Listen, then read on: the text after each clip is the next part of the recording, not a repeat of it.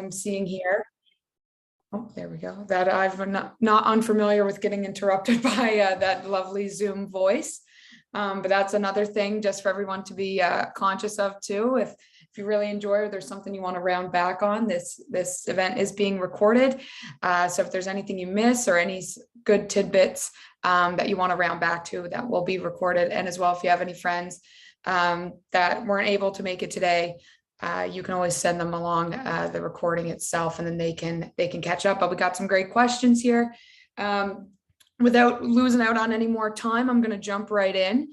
I just want to start obviously by saying thank you so much to everyone for joining us today for our marketing panel. On behalf of the members of Mount St. Vincent University Business and Tourism Department, I would like to begin by thanking you for welcoming us to this biannual gathering. As I also want to acknowledge and pay respects to the Indigenous people of the land from which we host today's meeting. The Unu Mi'kmaq people. I live and work on the ancestral, unceded, and unsurrendered territory of the Mi'kmaq people. I also pay respect to the knowledge embedded in the Indigenous custodian of this land, to the elders past, present, and future. My name is Mallory, and I want to thank everyone for joining us.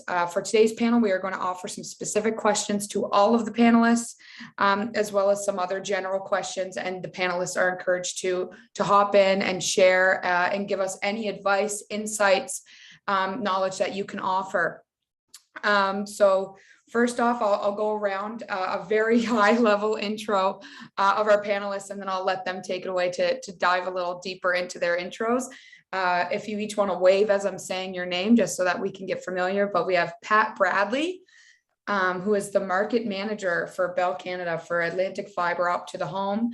We also have Monika Lau, the senior marketing manager with Vintra Incorporated. We also have Jess Sabo, the account director with Canadian Football League. And as well, we have Mike Weir, the director, Atlantic Region Business Development for Good Things Canada. So those are, again, very, very high level. So if we want to go actually in that order, our first question of the day is to please briefly describe the organization you work for and give us a little bit more insight into your position specifically on what you do on a day-to-day. So I guess that's a lot simpler than it sounds. I know lots of you are very busy, so I guess to the best of your ability, give us a little bit of an overview. But Pat, if you don't mind starting us off, I'll hand it over. Yeah, and you can hear me okay, Mallory, still? Good. So I work for Bell Alliant, which is, $1 billion organization. I think we have 50,000 employees, kind of coast to coast.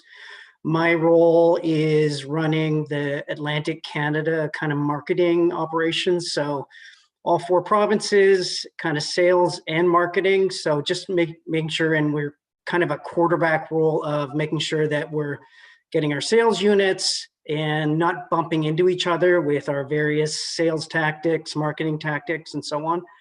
Been with the organization 18 years, and in this role about 8 or 9.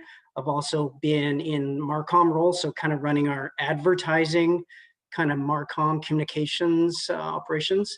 And prior to that, I worked in the advertising business at an ad agency as an account person. Amazing. Thank you for letting us know. That's lots of really great background. I'm excited to see how that some of those anecdotal stories come through in some of these questions, but yeah, lots of experience to work with. So Monika, if you don't mind doing an intro. Absolutely. So hi, everyone. My name is Monika. I am talking to you from Toronto, and I work at Vintra. So Vintra is an AI-powered analytics company based out of Silicon Valley. We're a mature startup. And I have been in the marketing industry for about 10 years, and in technology, I have about 6. So we look to make your security cameras that already exist smarter with the overlay that we add with our software. And my role here is working on demand generation campaigns. So much like Pat, I have a marketing background, Marcom, and now I do corporate communications or global communications for the team here. So my regions are Canada, the US, and Latin America. And I focus primarily on the PR side, the content side, and then of course the demand generation side. Amazing. So again, we have a bit of varied experience as well, which will be wonderful as we work through. Jess, if you don't mind. Awesome. Well, first of all, thanks for having me here. Excited to speak with everyone and be on with this awesome panel. My name's Jess Sabo. I am also based out of Toronto. I have worked in the sports industry for about 8 years in different marketing jobs across broadcast, the brand side, as well as the property side. So currently right now I work at the property side at the Canadian Football League as the account director of the global partnerships team. So really what my team does is we really manage the relationships and marketing campaigns for all the brands that sponsor the Canadian Football League and the Grey Cup. So anything that the sales guys bring to us for brands, my team manages the relationship from there and executes it. So anything that you see from like the Twisted Tea Grey Cup halftime show or any like partner campaigns that have a CFL player tied to it, my team is in the background executing that with brands.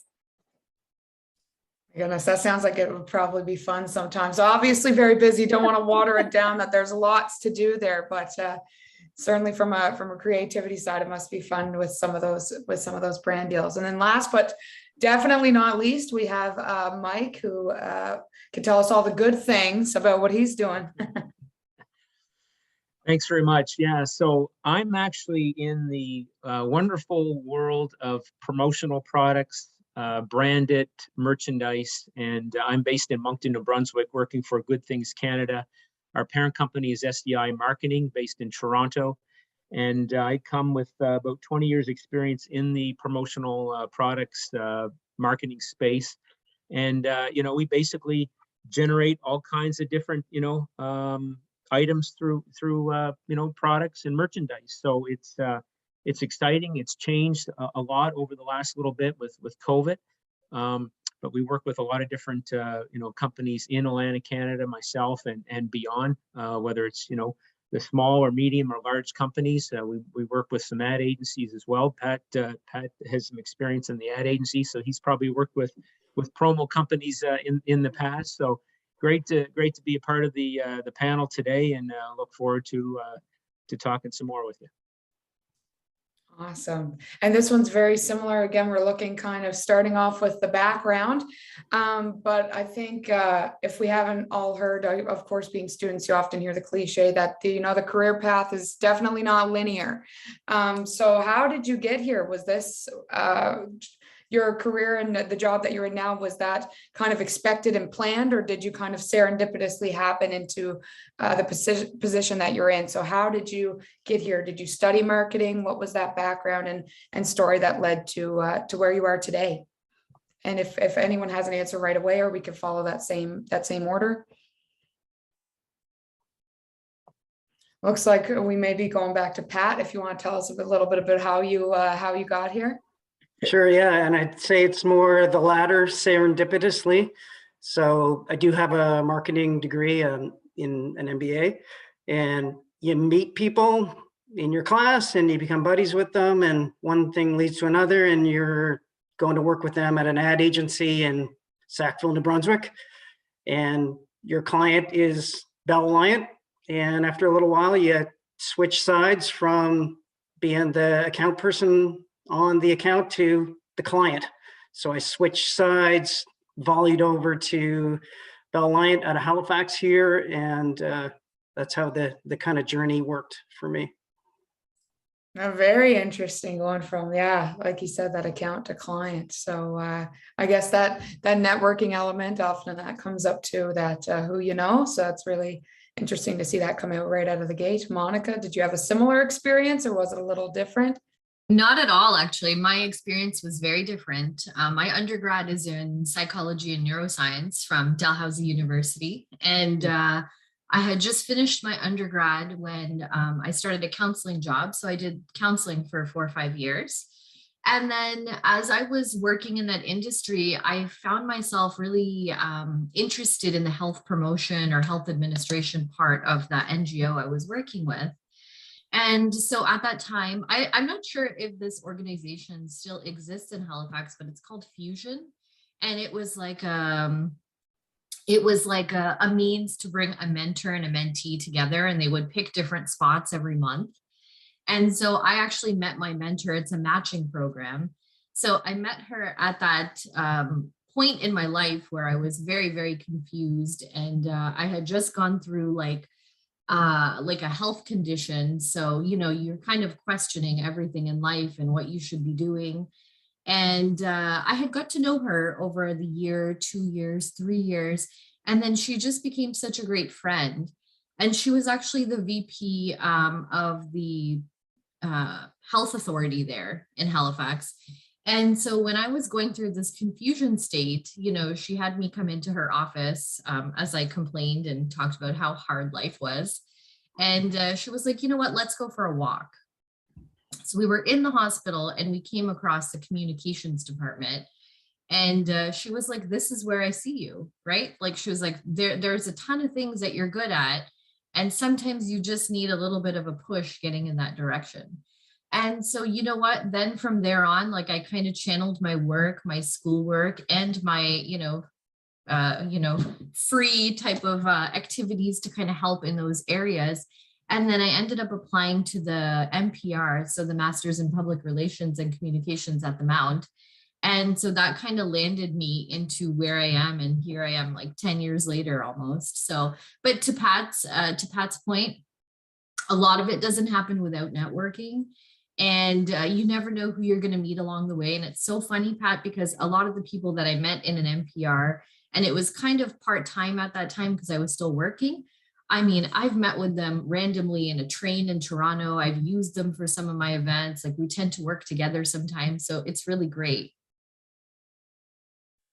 Yeah, what a story. That is a very interesting way to where you've gone. And I had a similar, that's how I found my undergrad program was I hosted a talent show in high school and they said, you need to check out the Mount. You have the personality for it. You can either do marketing or PR. And then I researched and that's how I got there. But sometimes it just takes that third party to see what sometimes you can't.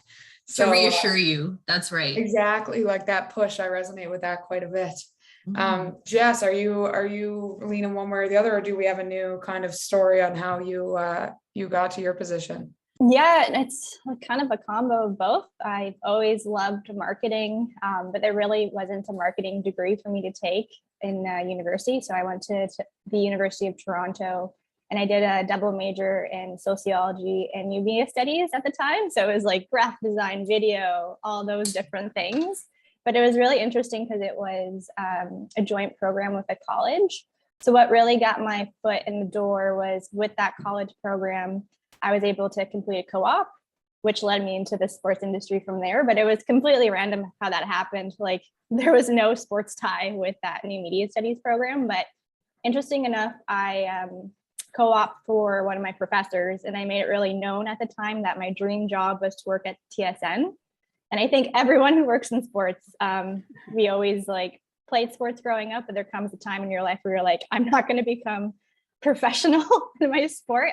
I'm going to have to probably just work in sports instead. And that's what happened to me in university. I was just like, can I make a career out of sports? So TSN was really the place I wanted to be at. And interesting enough, my professor had an in at TSN. He had a contact there and he said, hey, if you do a really good job with the co-op, I'll introduce you to my contact there. And I got a lucky break because his contact was actually hiring for a mat leave position. So I went through the interview process. And from there, I started at TSN working at NASCAR Canada, completely random department, but it was really interesting to learn that side of the business. And really every job I've had from there, I went from TSN to the CFL. I worked on the sports property side at TELUS. I worked for the NBA Canada. Now I'm back at the CFL because I love it and I wanted to return. But really all those jobs from TSN was leveraging my network to Monika and Pat's point. So it's really like making sure that you leverage your contacts and don't be afraid to put yourself out there. Yeah, I was going to say there's that quote from Steve Jobs, I believe, who he attributed his success. He said it was 50% luck and 50% timing, which obviously undersells all of the work that goes into it. It's obviously a lot of hard work and you got to have that natural talent there. But it is incredible how many of those career stories start with that kind of that one moment of just it being timing and luck, the stars aligning. And then, they just take it from there. So it's really interesting to see And again, that common thread of networking and who you know. But Mike, are you a similar thread, or is it a different journey? Well, I've got a very colorful past. I did attend Mount St. Vincent University, enrolled in the BBA program, but on a nice, sunny, hot September day in my second year, I decided that, you know what, I'm moving on. I want to work. I've always been in sales. I enjoy people. And so I left college. So don't take this as a negative state. If you're almost done, finish and get your degree. But for me, I had the itch to get out and work and inspire and learn. And so that was the path that I took. No regrets. And basically, when I left university, I got into the newspaper business. I was working for the Chronicle Herald Mail Star in sales, in circulation and management, and then after that, actually get into the fitness business. Work for Dean Hartman, who owned all the New Bodies fitness centers in the Halifax area before he had sold to Good Life, and spent 2 years with them, and then was introduced to Elite Sportswear, which was Dean's father. And they were a jacket manufacturer in Dartmouth. So they were actually manufacturing jackets in Dartmouth for teams and schools. So that's sort of what got me introduced to the swag business, and spent 2 years with them. And then totally left that industry and went into the wholesale car auction business with ADESA Auto Auctions. If anybody's familiar with the wholesale car auctions out by the airport called ADESA, spent almost 7 years with ADESA between Halifax and Moncton, sales, marketing, and management. And then I became a customer to purchasing promotional items. And then I decided, you know what, this is an exciting industry. I want to start my own company. So I started my own marketing company, promoting promotional products to Atlantic Canadian businesses. And then one of my supplier competitors wanted to hire me.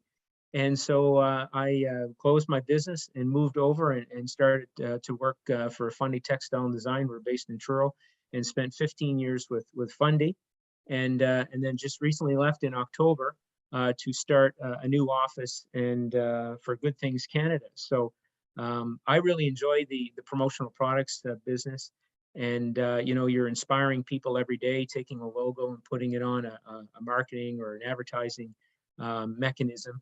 And you know, to the CFL, there's a Mount Allison football. So I deal with a lot of different industries, college, you know, like I said, small business, big business, and yeah. So I feel that I am where I am, and it's based on sort of, you know, all the different experiences and the jobs that I've had over the years, and ironically enough, Dean Hartman, who I worked for back in the early 90s, has you know, become a customer of mine, and I've always continued to work my network and my contacts, and you know, really don't do any cold calls, because once you expand your network and you talk with these with your network on a regular basis, you know, they will certainly help you out down the road. Yeah, I gotta say, it's nice seeing how varied the experiences are, and how you got to where you are. It's really interesting seeing all the different backgrounds that we have here. So I guess if I'm going to take you back for a moment, kind of step out of the moment right now, and whether it's that sunny September day, or it could be the day that you were walking across the stage and getting that first degree, or whatever it may be. But if you were back in that day, but just at the beginning of your career, no matter how far back that is, would you do anything differently? And I know some of you may have alluded to that everything was happenstance and happened the way it was for a reason, but if there was anything you could nitpick, or one of those moments of, I should have just done this, or I should have taken that opportunity, does anything come to mind in terms of something you kind of wish, now that I guess hindsight's 2020? I can go first on this one. I think a lot of the times when you're going through so many mixed emotions, it's really, really hard to kind of know what the right decision is. And, you know, it's like I kind of needed that third party to guide me a little bit, or to kind of see what was right in front of me. I wish I trusted myself a little more. You know, in my career, I wouldn't change much. I feel like organically I am where I need to be. And, you know, with every role that I took, so the first role I took when I came to Toronto was with Hewlett Packard.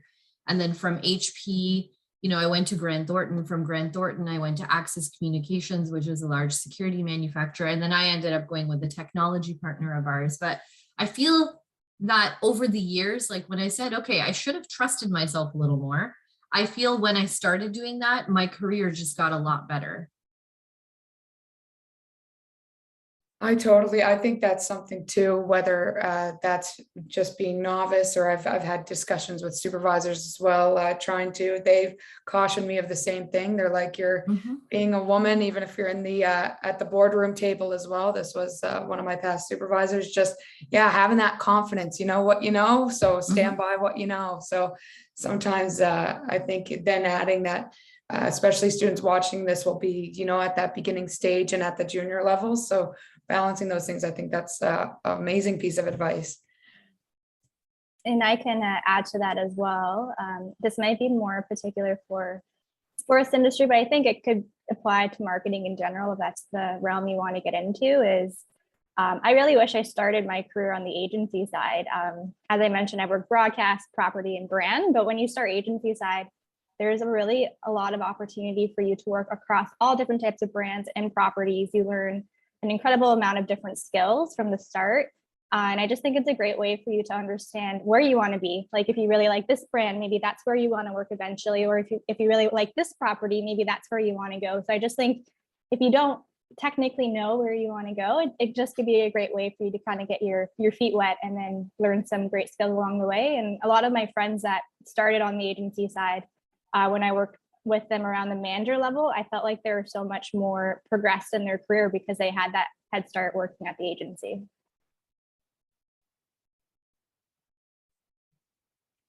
Amazing. I'm just waiting to see if Pat or Mike, if you have anything to add. I wonder if I could add to that, because like you said, Jessica, like the agency business is frigging fun, right? As a young person, you work your butt off, you know, the 13, 14-hour days, but you're partying, you're at TV shoots, you're, you know, sitting in recording sessions, and you get to learn about like multiple brands all at the same time. And then you can parlay that into, you know, whatever you want to do with your life. But it's a great sort of starting ground. And I don't know, I'd highly recommend it if anybody's interested. And often it's an available employment opportunity. They're always hiring, can always slip another body into the agency world to you know, generate some billable hours kind of thing. And so the other aspect I would say, going back, Mallory, to, you know, what I would do more, and I would say like I'm kind of more of an introvert than extrovert. And I think in the world, about half of us are introverts. And sometimes as a young person, you don't think your voice is worthy. And I think probably particularly as a woman, easier for me as a white male. And I think in our organization anyway, young person's voice matters, it counts. So speak up, find your voice at the boardroom table.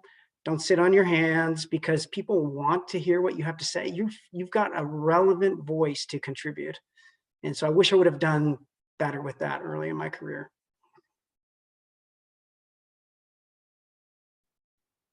Awesome. Yeah.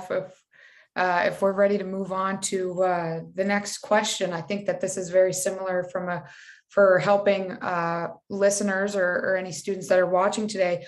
But from your perspectives, regardless of if you're hiring or even just thinking about what makes an effective practitioner in the marketing field, what particular skills, attributes, or trainings make a candidate stand out from their competition, from other applicants? What really makes someone stand out as having, you know, some great potential for making a real wave in this industry?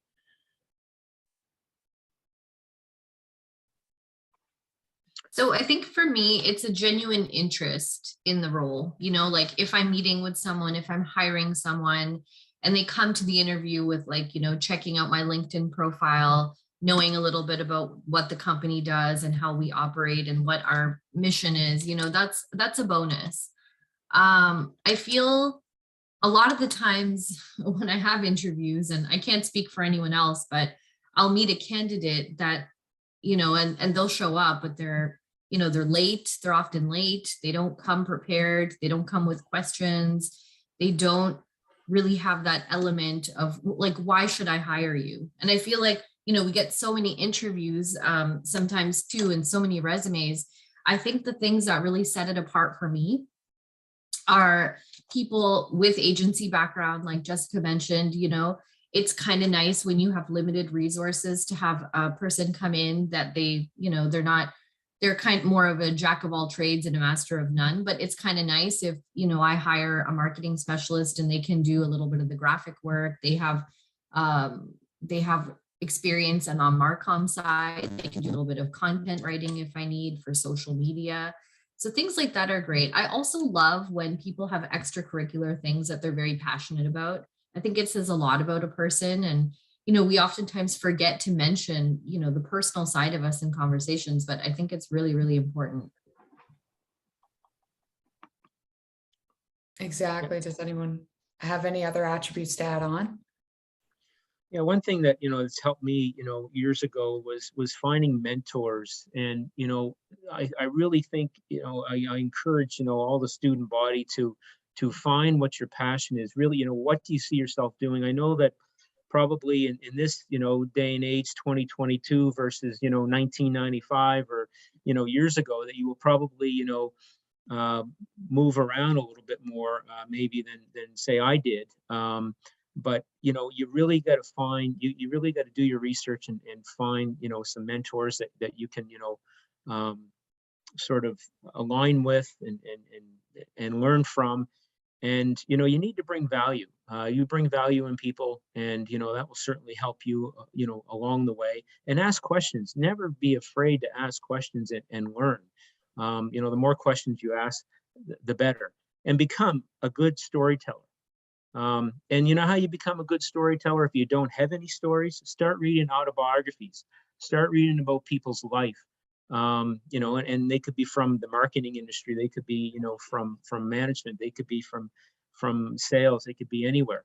But I really, truly believe that if you're going to be successful in a marketing space, you need to spend some time on the street, and you need to spend some time in sales. You really got to like people. You've got to get the no's to get the yeses, and you've got to be comfortable when you're uncomfortable. And I really think that's important. It's helped me, over the years, is to be comfortable when you are uncomfortable.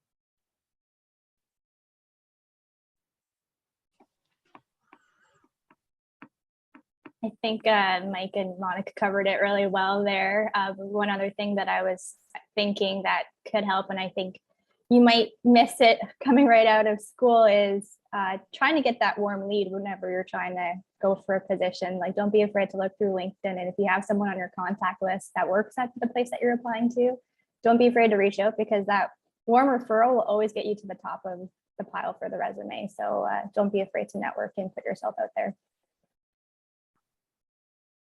We may have covered it, but one question, I guess, as a byproduct of that previous question, is given everything going on with COVID and remote work, and how do you think that there's opportunity for students to leverage some of that agility, and to how to kind of amplify the impact or take advantage of maybe some extra time or any opportunities you can think of in terms of being home or doing online learning, anything they could be implementing to make sure that they're still coming out as competitive as possible, and that once they're looking for post-grad work? Well, I think to your point with like the pandemic and having more time, I think more than ever, people are reaching out and doing these virtual conversations, right? So you can use that to your advantage of reaching out to people on LinkedIn if you really like their career path, and just asking them for a virtual coffee. And it's still personal, and they could be across the country, right? So I think it's just a great way to network. And I think that's been one of the great advantages coming out of the pandemic, is that we're all more connected through this virtual space.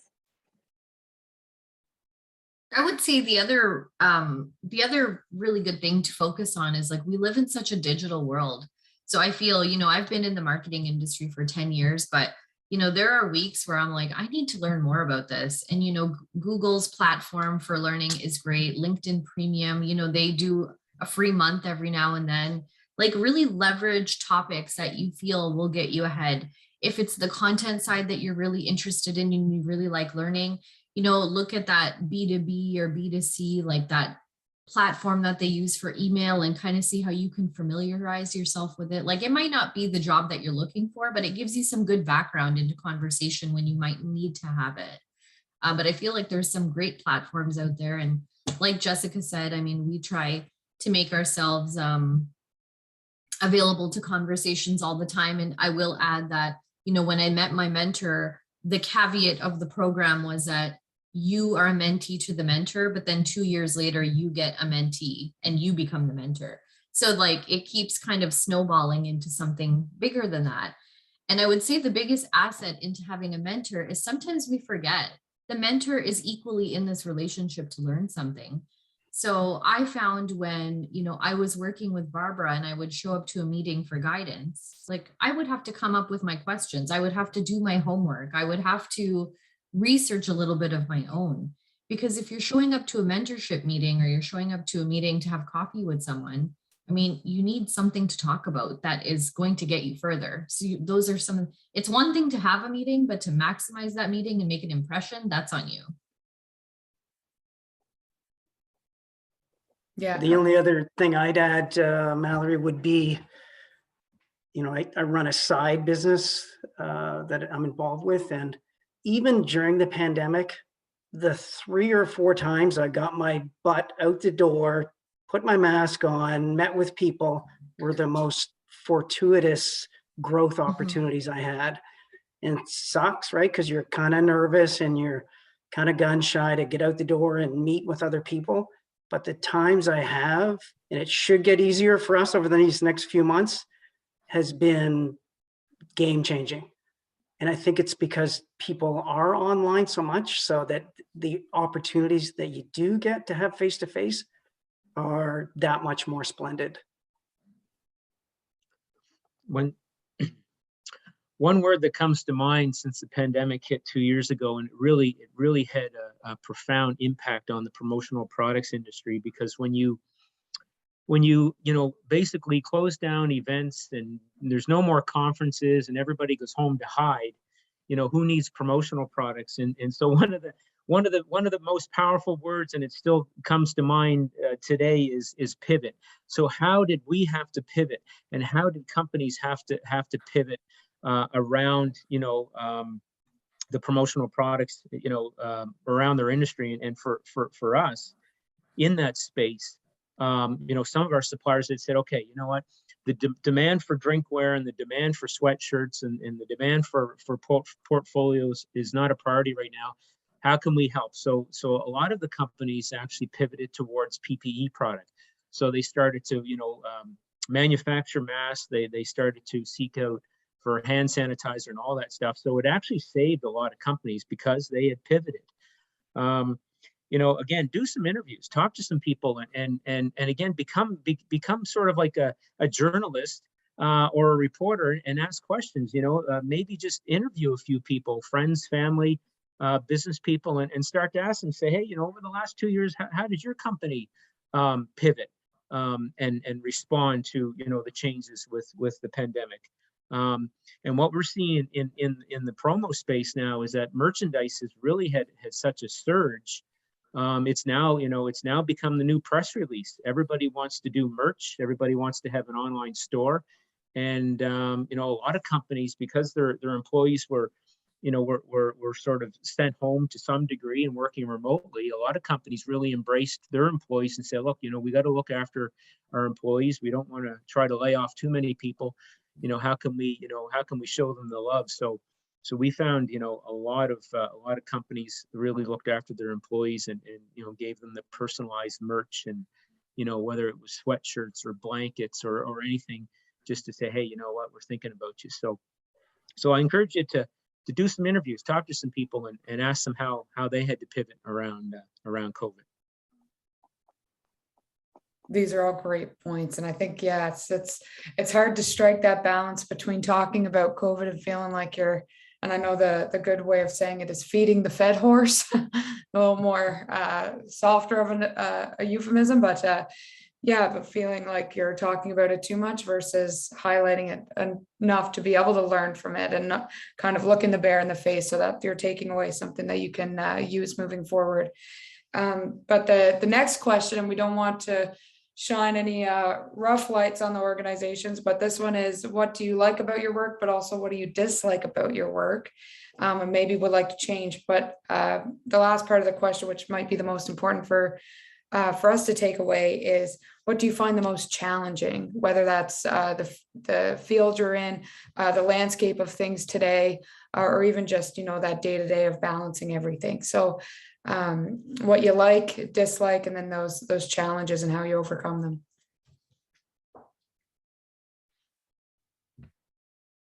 I can kick it off with what I like. So in the sports industry and at the CFL particularly, I really love the people here a lot. That's why I came back. And I also love the variety of my job. No day is different. You're always working on different projects with different people across the organization and externally as well. And I love the growth opportunities that my position has given me as well. What I don't like about my job, honestly, I can't really pinpoint it. I left in 2017 and I came back in 2021. So I went out in the market and I realized I missed it. So I came back.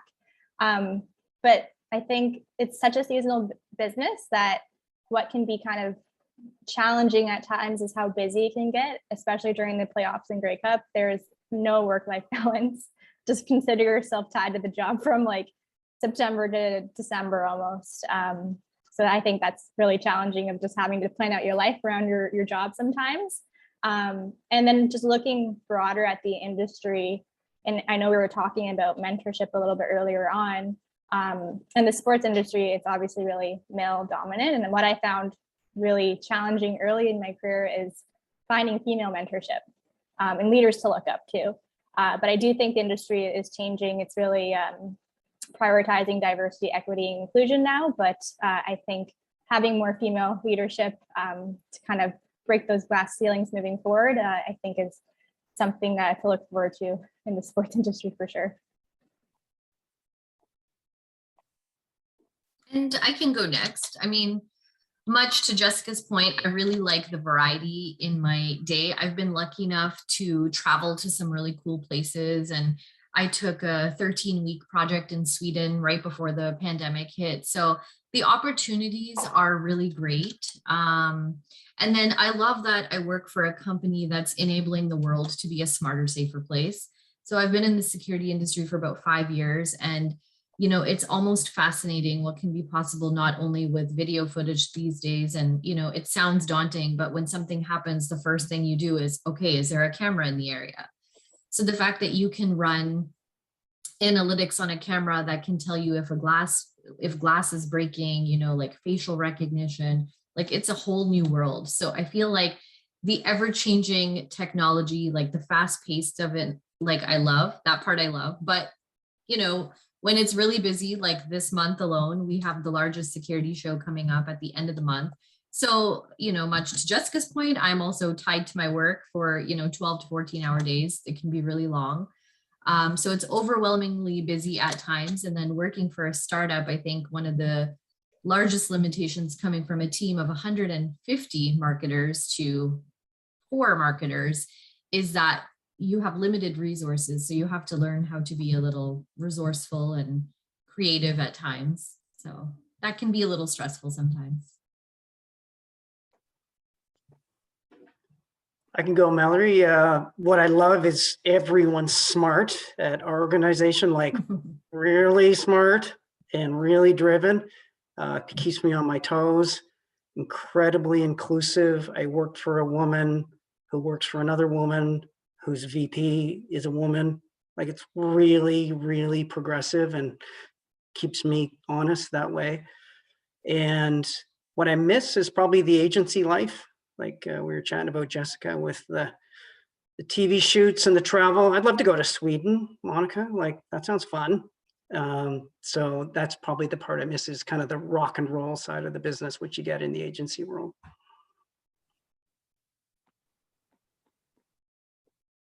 Well, I'm fairly new with my new company. It's only been 5 months, but one thing that I really like, and it's in all my team is in Toronto, so I've been on more video calls in the last 5 months than I've been in the last 15 years. So that was certainly had to get used to that.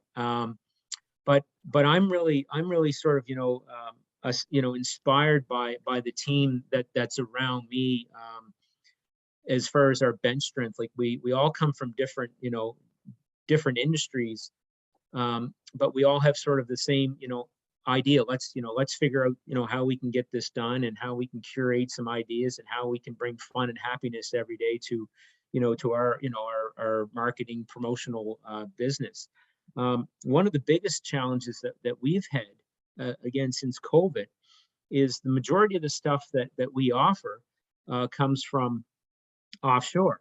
We're all sitting as recipients right now with an Adidas sweatshirt, or we've got iPods. We've got something that probably came through the merch business, and it probably came from the offshore. And we've had a lot of supply chain issues with delivery delays, price increases. It's just horrendous, the price increases that we've experienced.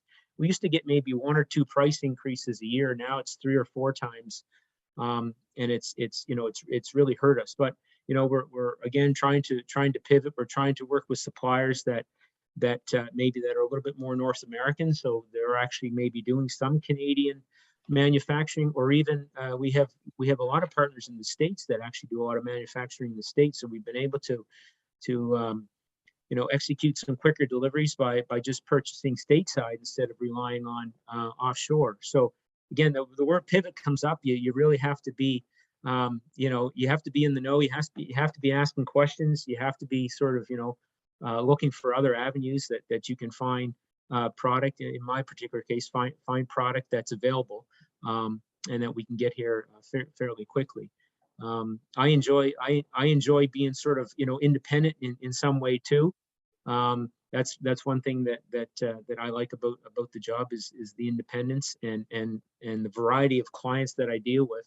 There's nothing more exciting when you work with a client. And again, I'm going to just put it back to Pat for a second, because when you're in the ad agency business, you have a lot of new clients that come in that want to do a rebrand, and they want a new logo done. So it's always exciting to work with clients that are ready to launch a new brand, whether it's their logo, what colors they're going with, and that sort of thing. It's create the storyboard and get everybody excited. So I really enjoy that as part of the business. Working with different companies that are new to that. Right. And there's lots of the different backgrounds here and lots of different things going on. So that varied in what you're doing and all the things that you're juggling kind of lends into the next question quite well. And that is it's been alluded to or mentioned that there's a lot of different things that marketers have to be responsible for and have to do, whether that's content creation or video generation, or like you mentioned in that agency, working with lots of different clients. So what of that onus falls on the professional themselves to remain evergreen in all of these different industries and all of these different skills? So how does one go about making sure that they're staying up to date and staying in the know on all of the different trends and skills and facets that fall into that marketer's role, especially if they find themselves in a co-op or a role that's maybe really, really focused, but they know has an end date, and they'll have to kind of refresh their portfolio when they go looking for the next opportunity? I think that, when you're doing a job, if you're doing a co-op, if you're doing an internship, and then even in your working environment, I feel marketing and communications is a field where there's just so much crossover. And I feel when we are successful in our work, it's because we're working in teams and we're working together. So naturally, I feel, when I'm working on a campaign and I need digital insights, or I'm looking at the analytics side, you become so invested in your own project that you go about, doing the extra work to fill in the gaps and kind of get some background. Like, if I have an agent, so I have an agency now that's managing that part of the business for any of my website traffic. But in order to ask them the right questions and make sure they're on the right path, I need to do my homework. I can't just pawn it off on someone and expect them to do it. But I would say the nice part is that if you're working in a team setting or you're working on a project, even if it's a class deliverable, you know, if it's something that you feel that is a foundational part of how you're going to get ahead, ask yourself some questions, do a little bit of reading. And the nice thing is everything is on YouTube. You could Google anything. And I know that when I was starting out in the industry, you know, I was always turning to HubSpot. They have some great blogs. Moz, M-O-Z, that's another great one. Content Marketing World, they have 2 major conferences every year, and then they pretty much put all their presentations online. I like to go pick through those and sometimes see what's available. But the nice part of our business is that there's so much teamwork involved, which is great.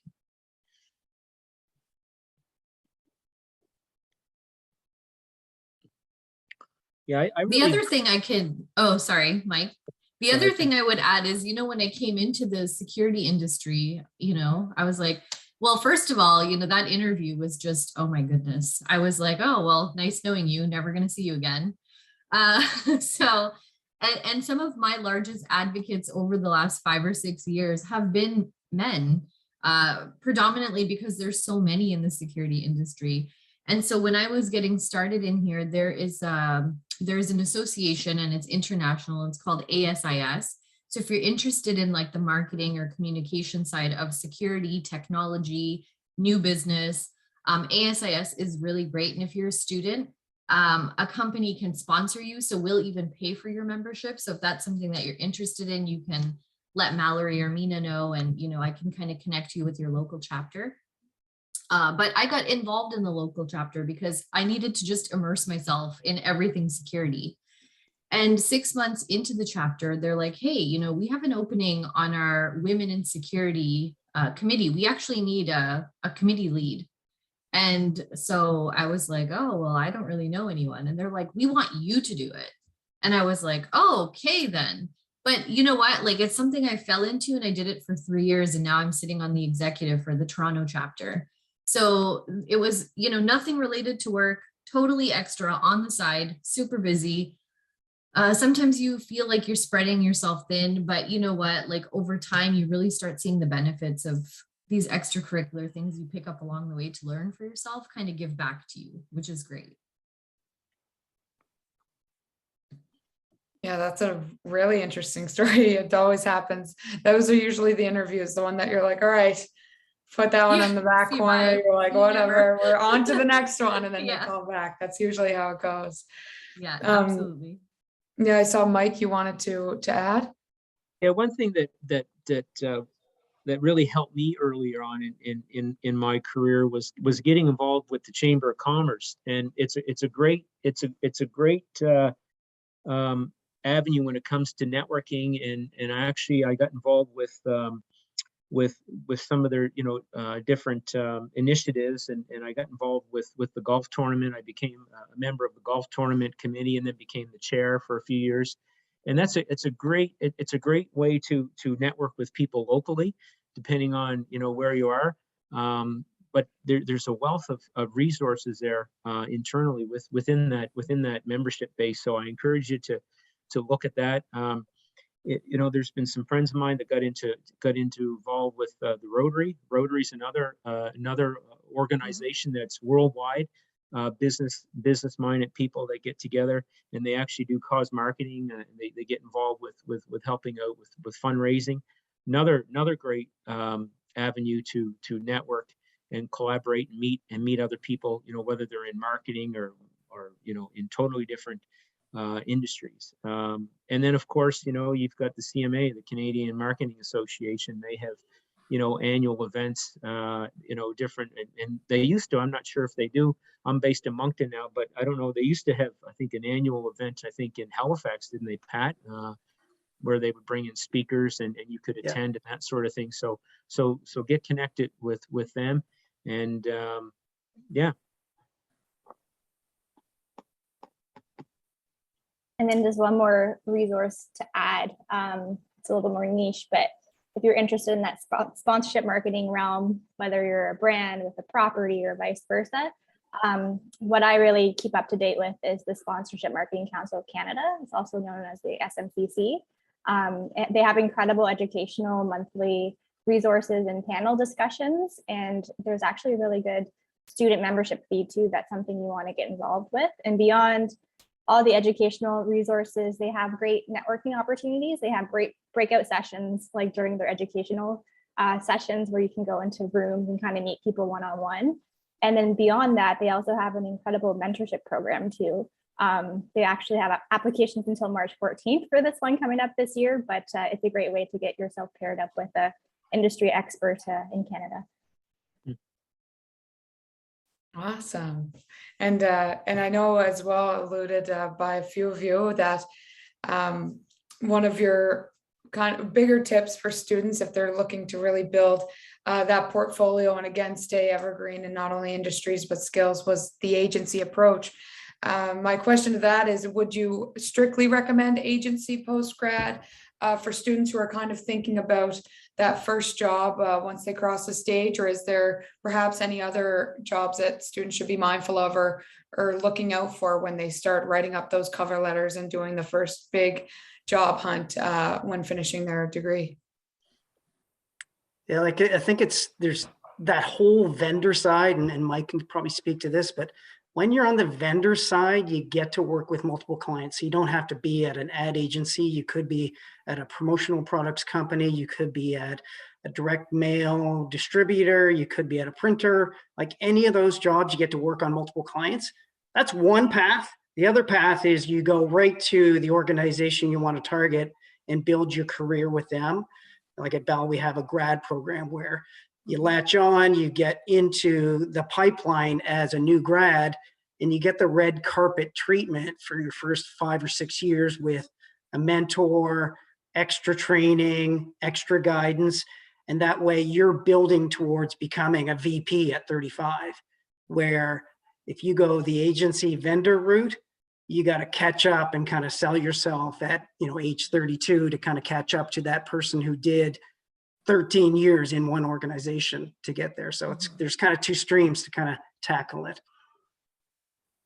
So to Pat's point, like that's a really good point. I went straight to the organization, but when I compare myself to my agency friends, I feel like they have, their experience is a lot more vast than mine, but I feel career-wise, I am a little bit ahead.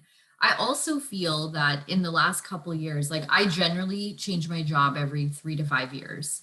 And so, to sign on with a corporate company, I feel like the greatest part in that is that I've been lucky enough too that I haven't been pigeonholed to just one area of it.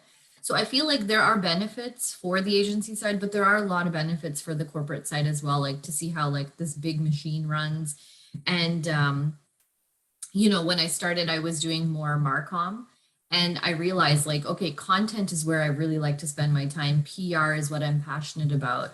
And I came across this website now working at the startup level, and it's called Upworks. So if anyone here does like freelance stuff on the side, you could check out upworks.com, and you could actually, put like a hourly wage. You can write social media for people. You can write brochures for people. And these are people like very small businesses. They're just looking for help and they don't want to spend a lot of money, but it's great practice for you guys.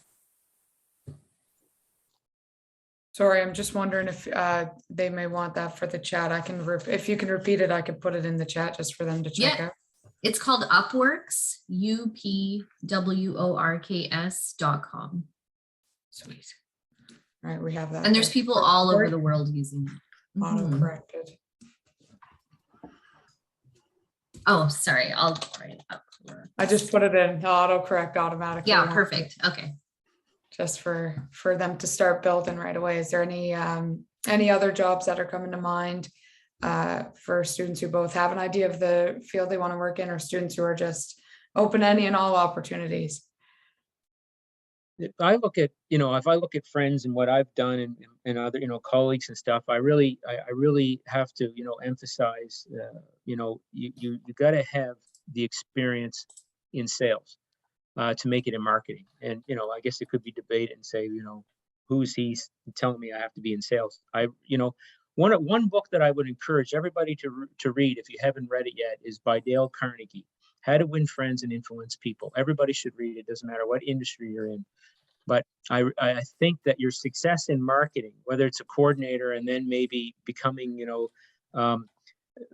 VP of marketing, I really think that you need to have sales experience. And hopefully as students, you've acquired some sales experience. And I really think that that's going to help you get in with a company. You can become a marketing coordinator as a junior, executive with a company. You're going to interact with people. I'm sure you're probably going to do presentations. You're going to work on proposals and quotes. It is sales. And then you can work up to being, the director of marketing, whether it's, with a hotel industry, or whether it's in event business, or whether it's in, promotional products, ad agency business, anything like that. Beer companies. You're in the packaged goods business. You're going to have to be the junior before you're the senior. And I think that another thing that will help you as well is don't be afraid to cross train. Learn what other departments are doing, and be able to open-minded and have the cross-training experience, and that will actually help you move up and around an organization as well. And you may not end up in the director of marketing position. You may do something totally different once you learn other skill sets and learn the other mechanics of how the company is running.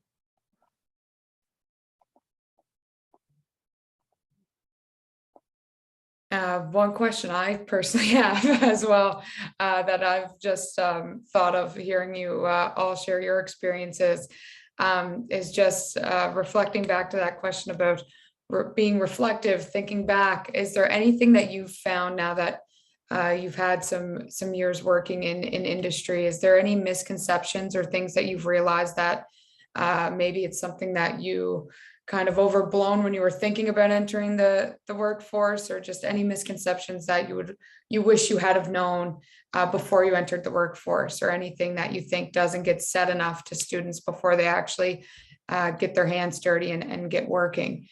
So once they leave kind of the walls of academia and go into field, anything that maybe is kind of misconstrued or just maybe not known or not talked about enough before they go in? I think location, like I look at where, Monika is and Jessica is in Toronto. Like I started my career in Toronto, and it's the show, right? It's where you get access. It's where you network. It's where you get promoted real fast. It's where you make more money. And you don't have to stay there, but I wish, I did 3 years there. I wish I would have done 10 and come back as, a wheel, because the longer you stay in Toronto, and it doesn't take long, you find success there. So Halifax is great. Moncton's great. St. John's great. Awesome. Go to Toronto, go to LA, go to Berlin, like find the show. Mm-hmm. I would say that too. I mean, my sister just got married and moved to New York, and she was very, very, intent on finding a remote job.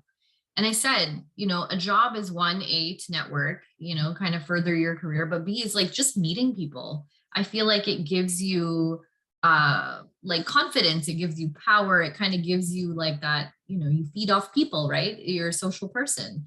And so I would even say to you guys, like, if you have a chance to go into the office, I mean, I know working remotely makes your life a lot easier because you're productive and get to do other things, but I would say it's great to get in front of your seniors. It's a great way to kind of put a face to a name and work hard and allow people to see you doing that.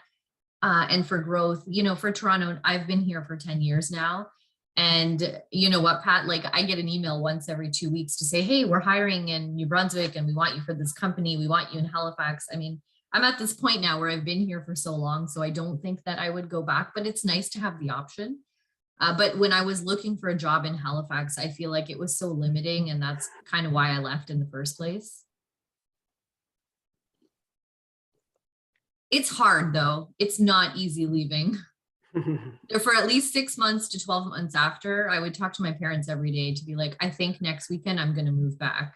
And I kind of moved here in the same way too. I had a friend who was visiting her parents and she was like, yeah, I think I'm going to drive to Toronto on Saturday. I was like, oh, okay, I could move on Saturday. Like it would happen really, really quickly. So it takes time getting used to. I mean, Halifax is very comfortable and you kind of have everything in walking distance as you need it, but yeah, it's a big pond.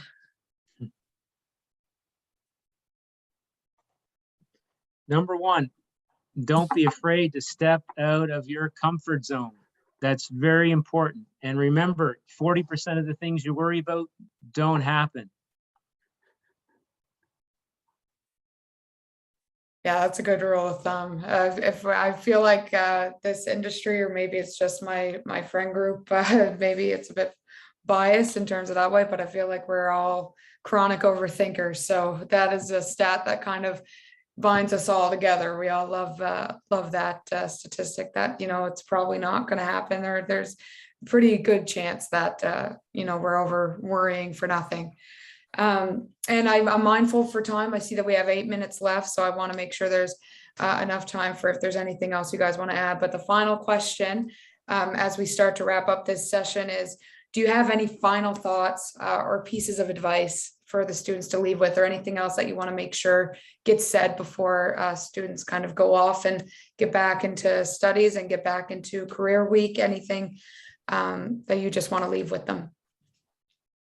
I think to build off of Mike's point of like, get uncomfortable is, hey, you have 4 panelists right here. If you're really interested in one of our career paths, don't be afraid to reach out to us after on LinkedIn. I know it's sometimes uncomfortable putting yourself out there, but we don't bite, and we're always open to, well, me, myself, I can't speak for the rest of you, but I'm sure you are being on this panel. We're always open to chatting more about our career path and offering back to our community. I will say that too, if you're looking for help on your resume or your cover letter, like I'm happy to help and give you feedback as well. The only other thing I would say is, LinkedIn is a great resource. I think sometimes we forget just how successful or how useful it could be. For my first job that I applied to in Toronto was through a recruiting agency. So, I mean, it's someone that I connected with while I was in Halifax, but in order to go through the interview process, I needed to be here, which is why I moved. But after that, every job I switched to was through LinkedIn. It was through applying online or connecting with a recruiter.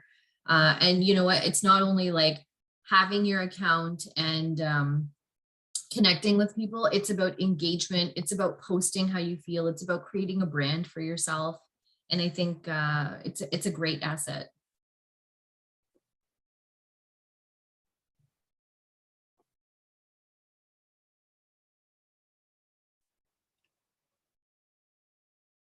Oh, sorry, just seeing if there's any last comments from either you, Mike, or Pat, to leave with the students before we start wrapping up. Mm-hmm. I would just say that, like we talked about earlier, like your voice matters. You may not think it because you're 21, you're 22, you don't have much experience, but it really does matter. Like surprisingly, how much your voice would matter in a boardroom, in a cubicle, online, or whatever. So use that voice. And then if you use it early, once you get out of school, it becomes habit forming and you just get better at it. If you wait too long and you're kind of hiding in the corner, you'll be hiding in the corner until you're 30. So use your voice right away, get used to it, get comfortable being uncomfortable, like Mike said, and it'll become habit forming and easy. Yeah. One thing that I've done over the years that's really helped is collecting your thoughts and writing them down. So journaling, I've done journaling for many years, personally and professionally. And if you want a free journal, reach out to me on LinkedIn. I'll send you a free journal. And collect your thoughts, write them down. And you're going to be inspired by actually what you write. You'll get to see it, and you'll write some thoughts today, and maybe you'll go back to it in a week or a month or a year's time and say, you know what? I didn't act on that idea. What happened to me? Did I get afraid? Did somebody, spook me? You know, one important quote I'll leave with you is that you know, if you don't like what you're hearing, change the conversation. And so that's a famous quote from the Mad Men series, Donald Draper, which is happened to be advertising, which was one of my favorite series. So if you don't like what you're hearing, change the conversation.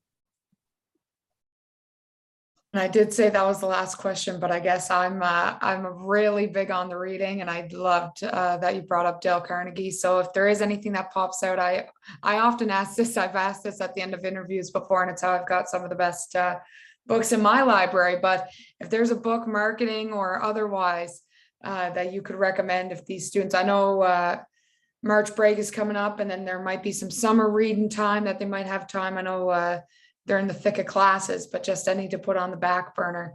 If there's a book that you would recommend anyone to read, or particularly a budding marketer, what would you recommend? Anything by Seth Godin, Godin. Yeah, I do like his stuff. Yeah, I like him, and there's, you know, I've read a lot about John Maxwell, which is more leadership, but you know, there's a lot of meat in his teachings, even though it's more slanted towards leadership. I find, you know, his 25 books that he's published over the last 30 years are insightful.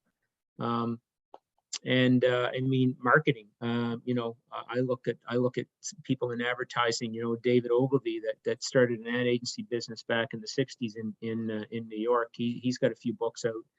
And so I think you just need to gravitate anything towards, you know, marketing or again, autobiographies. You know, maybe read about, you know, the Irving family, and, you know, they've written a couple of books, and it talks about, you know, Irving is one of the biggest employers in Atlantic Canada with over 3,000 employees.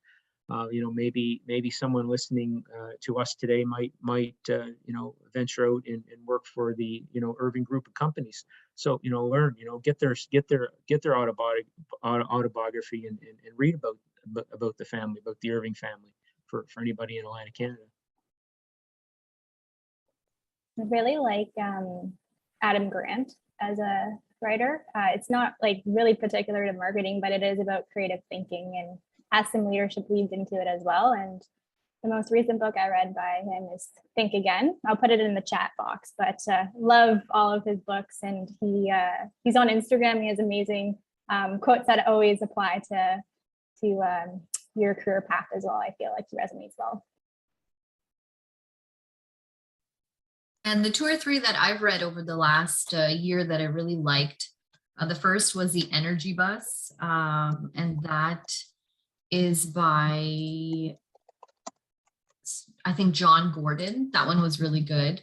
And then there's another one called Lean In, and it's just about women in leadership, and it's Sheryl Sandberg. And then the other one I kind of enjoyed and was a very light read was The Authenticity Principle, which was Ritu Basin, and she's local to Toronto. So we had her at a speaking event right before the pandemic. But I feel like work is already, you know, so bogged down and so busy all the time. And, you know, you're looking to all these external resources to help you kind of get further in your career. So I love books that kind of empower you to, you know, empower you and motivate you and give you like leadership tactics that you can help with your team. I think that's really important. Yeah, I'd agree. I'm doing kind of a deep dive on Brené Brown right now. I think I've read 5 books from Brené in the last 6 weeks. So that helps just, you know, think about compassion and being vulnerable and just being a better human. Has helped me a lot in my career over the last little bit. And read a lot, right? I think I read 35 books a year, like paper books, not ebooks. So it just makes me a better human and a better colleague and a better peer. Amazing. Oh my God. A lot of these authors too, I'll say that I also love lots of their works, lots of familiar and some new ones that I did write down for me to add. So thank you. That was a little more of a selfish question on my end of wanting to add some books to the nightstand. But I do see that we're actually a minute past. So with that, I'm going to wrap it up and say that on behalf of the Mount, Department of Business and Tourism, we would like to thank today's panelists. Thank you guys so much for being a part of our Winter 2022 Career Week. Connecting students with industry professionals is a win-win for everybody, and your real life experiences that you've brought to the students today are integral in their education and their success and beyond. So thank you again for your time. I really appreciate that. And we hope that you have a great day. And to everybody, I hope everybody has a great week overall. So thank you so much to the participants and definitely our panelists for sharing all of those insights. Thank you for having us. Thank you. A pleasure. Thanks. Bye, I'm loving everyone. the props. I like the props you have. I know. Like, It's prop for everything. Lovely. Mike, I need props. I'll call you. Yeah, sure. Thank you. Yeah. Take care, everyone. Thanks. Have a good Take care. time. Have a good day. Okay, Bye. thank you.